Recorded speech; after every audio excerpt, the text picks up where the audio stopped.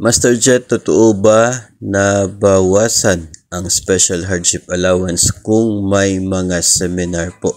Salamat po sa tugon. Tama po, totoo at talagang babawasan yung matatanggap mong special hardship allowance kapag mayroong mga seminar at yung seminar nangyari or ginanap outside doon sa station po ninyo, no? Tapos even kapag nag-leave ka, bawas din po yun sa number of days na babayaran ng special hardship allowance.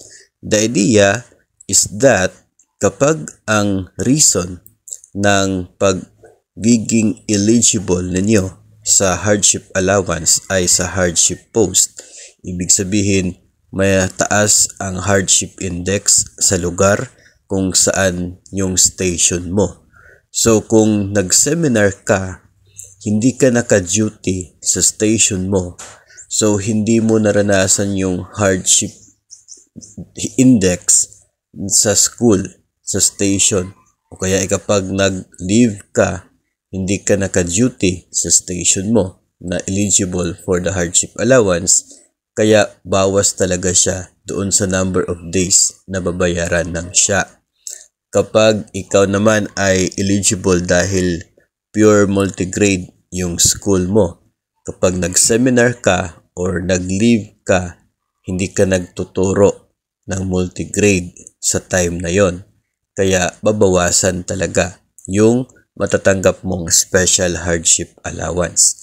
Yung computation kasi niyan, yung 1 month na sahod ng isa pong guro na eligible sa hardship allowance, kina-consider po na mayroong 22 working days in a month. So, yung basic salary mo divided by 22, yun ang magiging per day, no? Tapos 25% niyan, yun ang per day na hardship allowance. Kapag mayroon kang seminar na 5 days, so instead of 22, 17 na lang yung ma-avail mo. Kung mayroon kang leave, ibabawas din doon sa 22.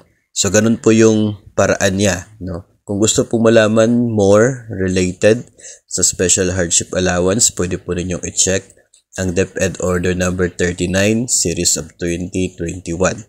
Nandoon po, no, yung listahan ng mga, yung guidelines mismo ng hardship allowance, maliban na lamang doon sa hardship index na score, kasi binago po yun, no, binaba yung eligibility ng score na magiging makakatanggap sa hardship allowance. So yun po ang sagot natin sa tanong kung babawasan ba ang hardship allowance kung nasa seminar or nag-attend ng seminar ang isa pong guro.